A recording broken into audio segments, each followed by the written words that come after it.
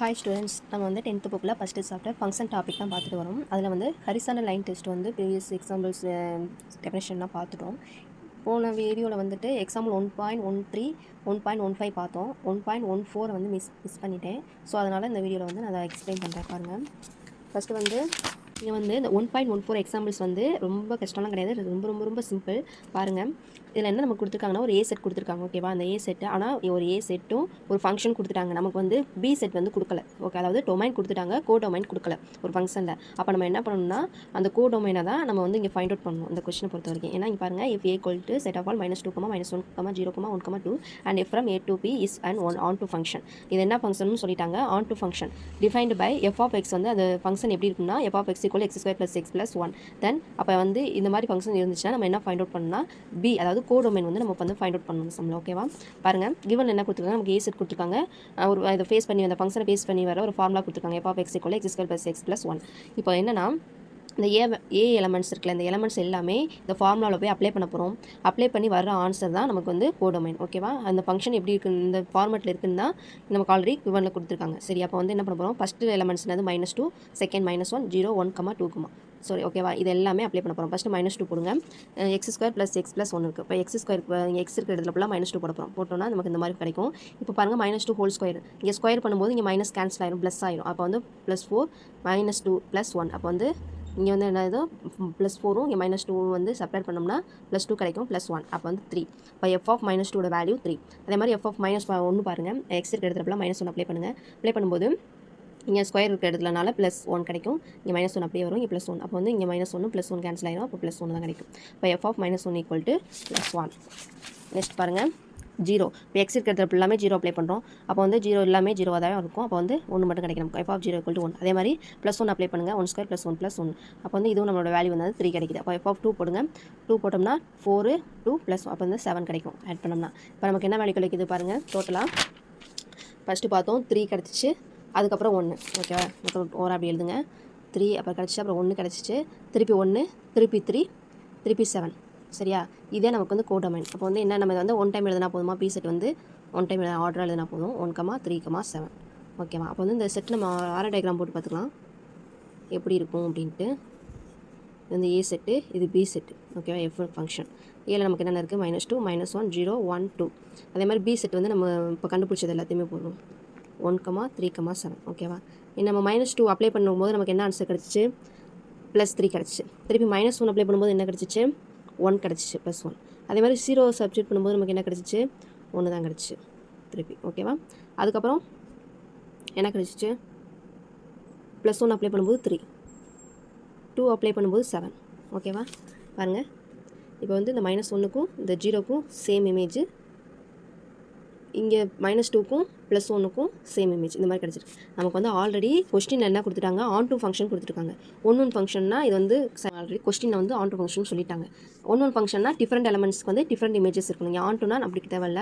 நமக்கு வந்து இங்கே கோ டொமைனில் இருக்க எல்லா எலமெண்ட்ஸ்க்குமே இங்கே வந்து ஏல டொமைனில் இருக்க எல்லா எலமெண்ட்ஸ்க்கும் கோ டொமைனில் இமேஜ் இருக்கும். அதே மாதிரி கோடொமைனில் இருக்க எல்லா இமேஜஸ்க்குமே இங்கே வந்து டொமைனில் ப்ரீ இமேஜஸ் இருக்கணும். பாருங்கள், எதுவுமே மிஸ் ஆகலை, எல்லாத்துக்குமே இங்கேருந்து ஆரோ போயிருக்கு. ஓகேவா, அப்போ வந்து ஆன் டு ஃபங்க்ஷன் தான். அப்போ வந்து பி நம்ம கண்டுபிடிச்சிட்டோம்ல, 1, 3, 7. ஓகேவா, இதில் எதுவும் டவுட் இருக்கா, உங்களுக்கு வந்து கிளியராக அண்டர்ஸ்டாண்ட் ஆகிருக்கும்னு நம்புறேன். நெக்ஸ்ட் கொஸ்டின் பாருங்கள், எக்ஸாம்பிள் 1.16. ஓகேவா, நெக்ஸ்ட் கொஸ்டின் பாருங்கள், ஒரு ஃபாரின் சயின்டிஸ்ட் வந்து can determine the height of a person based and the length of the thick bone. The usually to using the function catch of equal to 2.47b + 54.10, where b is the length of the thick bone. ஓகேவா, என்ன சொல்லியிருக்காங்கன்னா, அந்த foreign scientist வந்து இப்போ ஒரு மனிதன் இருக்காங்களா, அவங்களுடைய இந்த தொடைப்பகுதி அதோடைய நீளத்தை வந்து நம்ம ஐடென்டிஃபை பண்ணால் அந்த அவங்களுடைய டோட்டல் ஹைட்டையும் நம்ம வந்து ஃபைண்ட் அவுட் பண்ண முடியும். அதுதான் வந்து இந்த தியரியில் சொல்லியிருக்காங்க. அதில் வந்து என்னென்னா, அந்த பின்றது தான் அந்த திக் போனுடைய லென்த்து. ஓகேவா, அதை வந்து எப்படி கண்டுபிடிக்கிறாங்கன்னா, இந்த கொச் ஆஃப் இந்த ஃபங்க்ஷனை வச்சு தான் அதை வந்து கண்டுபிடிக்கிறாங்கன்னு இந்த தியரியில் சொல்லியிருக்காங்க. வேறு ஒன்றுமே இல்லை. இந்த தியரியை பேஸ் பண்ணி வந்து 3 கொஸ்டின் கேட்டிருக்காங்க. ஃபஸ்ட்டு வந்து அந்த கச்சுன்றது ஒன்னா இல்லையா, ஒன் ஃபங்க்ஷனா இல்லையான்னு சொல்லணும். செகண்ட் கொஸ்டின் வந்து என்னென்னா, also find the height of a portion if the length of this thick bone is, அதாவது லென்த்து கொடுத்துருக்காங்க, நம்ம அதோட ஹைட்டை கண்டுபிடிக்கணும். அதே மாதிரி இங்கே வந்து find the length of the thick bone, அதாவது அந்த திக் போனுடைய லென்த் இதில் கொடுத்துருக்காங்க, அதோட ஹைட்டை கண்டுபிடிக்கணும். ஓகேவா, இதான் இந்த 3 கொஸ்டின். அதை இந்த தியரி பேஸ் பண்ணி நமக்கு சொல்லியிருக்காங்க. இப்போ ஃபஸ்ட்டு கொஸ்டின் பாருங்கள், நான் இங்கே வந்து நோட்டில் கிளியராக எழுதியிருக்காங்க.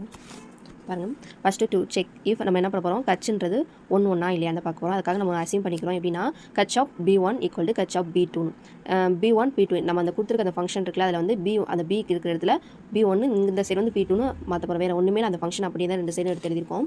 இப்போ பாருங்கள் இப்போ வந்து இந்த சைடும் 54.10 இங்கிட்டும் 54.10 இருக்குது. அப்போ ரெண்டு சைடு என்ன ஆகும் கேன்சல் ஆகும். எப்படி கேன்சல் ஆகும்? இங்கே ப்ளஸ் இருக்குது இந்த சைடு மைனஸில் ஆகும். இப்போ செப்பரேட் பண்ணும்போது 0 ஆயிரும். ஓகேவா? அப்போ ரிமைனிங் என்னது இங்கே P1 P2 இங்கே பாருங்கள் இது ரெண்டுமே மல்டிபிள் இருக்குது. மல்டிபிள் இருக்கும்போது இது நம்ம இந்த சைடு கொண்டு போகும்போது டிவைட் ஆயிடும். அப்போ வந்து ரெண்டு சேமாக இருக்கனால இங்கே டிவைட் ஆயிரும், இங்கே 1 இருக்கும். ஓகேவா? அதனால தான் B1 ஈக்குவல் டு B2.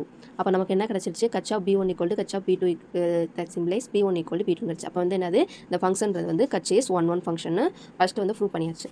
இதை வந்து எப்படி நீங்கள் ப்ரூவ் பண்ணுன்னு கேட்கலாம். ஏன்னா நமக்கு வந்து இப்போ வந்து ஒரு டிஃப்ரெண்ட் இன்புட் கொடுத்தோம், நமக்கு வந்து டிஃப்ரெண்ட் அவுட்புட் கிடச்சிச்சு. அப்போ வந்து அது 1 ஃபங்க்ஷன். நெக்ஸ்ட் பாருங்கள் செகண்ட் கொஸ்டின் பாருங்கள். If the length of the thick bone நமக்கு வந்து லென்த்தோட அந்த திக் போனோட லென்த்து கொடுத்துருக்காங்க B ஈக்குவல் டு 15 கொடுத்துருக்காங்க. அப்போ நம்ம அதோட ஹைட்டை கண்டுபிடிக்கணும். அதாவது கட்ச் B கொடுத்துருக்காங்க, நம்ம கட்ச் கண்டுபிடிக்கணும். இப்போ கட்ச் அந்த B இருக்கிற இடத்துல என்ன பண்ண போகிறோம் 50 அப்ளை பண்ண போகிறோம். கட்ச் ஆஃப் Bயில் அப்போ வந்து இந்த B யோட வேல்யூ நமக்கு தெரியாதனால 50. அப்போ அந்த ஃபார்முலா அப்படியே அப்ளை பண்ணுங்கள். 2.40 இன்ட்டு இந்த Bக்கு மேலே பார்த்தோம்னா 50 + 54.10. இப்போ இது ரெண்டே மல்டிபிள் பண்ணால் நமக்கு என்ன கிடைக்கும் 123.5 ப்ளஸ் அது அப்படியே தான் 54.10 கிடைக்கும். ஸோ இது ரெண்டே ஆட் பண்ணோம்னா 177.6 சென்டிமீட்டர்.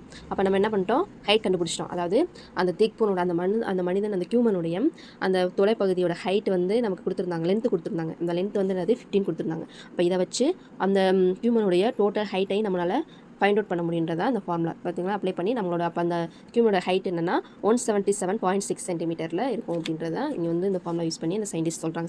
தேர்ட் கொஸ்டின் பாருங்கள். If the height of your person அந்த பர்சனுடைய ஹைட் வந்து நம்ம 147.96 சென்டிமீட்டரில் இருந்துச்சுன்னா அப்போ அந்த பர்சனுடைய அந்த திக் போனுடைய லென்த் எவ்வளோ இருக்கும் அப்படின்னு தான் நம்ம பார்க்க போகிறோம். அப்போ நம்ம என்ன கொடுத்துருக்காங்க கட்ச் கொடுத்துட்டாங்க, நம்ம வந்து B கண்டுபிடிக்கணும். அப்போ கட்ச் ஆஃப் B ஈக்குவல் டு 147.96. அப்போ so the length of the thick bone is given by. அப்போ வந்து அந்த ஃபார்முலா எடுத்து அப்படியே எழுதுங்க. நமக்கு வந்து அந்த 147.96ன்னு அந்த ஹைட்டை கொடுத்தோம். இப்படியே தான் இந்த அந்த ஃபார்முலா என்னது நமக்கு தெரிஞ்ச ஃபார்முலா 2.47B + 54.10 ஈக்குவல் டு கட்ச் ஆஃப் B. ஓகேவா? இப்போ வந்து நமக்கு இங்கே வந்து என்ன கட்ச் கொடுத்துட்டாங்க, அதனால தான் இந்த கட்சோட வேல்யூ இங்கே அப்ளை பண்ணியாச்சு. இப்போ பாருங்கள் இந்த சைடு இருக்க இந்த கான்ஸ்டன்ஸ் இருக்குல்ல 54.10 இது இந்த சைடு கொண்டு போகிறோம். இங்கே ப்ளஸில் இருக்கிறது இந்த சைடு போனோம்னா மைனஸில் வந்துடும். அப்போ ரெண்டே செப்பரேட் பண்ணோம்னா 93.86 கிடைக்கும். இந்த சைடு வந்து மல்டிபிள் இருக்குது. இந்த B அப்படியே இந்த சைடு வச்சுட்டு ஈக்குவலுக்கு அங்கிட்டு கொண்டு போனோம்னா டிவைடில் வரும். அப்போ இதனை டிவைட் பண்ணோம்னா 38 நமக்கு கிடைக்கும். இப்போ என்ன கண்டுபிடிச்சாச்சு அதோட லென்த்து கண்டுபிடிச்சாச்சு. அப்போ therefore the length of the thick bone is 38 centimetre. ஓகேவா? உங்களுக்கு இந்த சம்மில் எதுவும் டவுட் இருந்துச்சுன்னா கமெண்ட்டில் லீவ் பண்ணுங்கள். நெக்ஸ்ட் வீடியோவில் எக்ஸ்பிளைன் பண்ணுறேன் ஸ்டூடெண்ட்ஸ். தேங்க்யூ.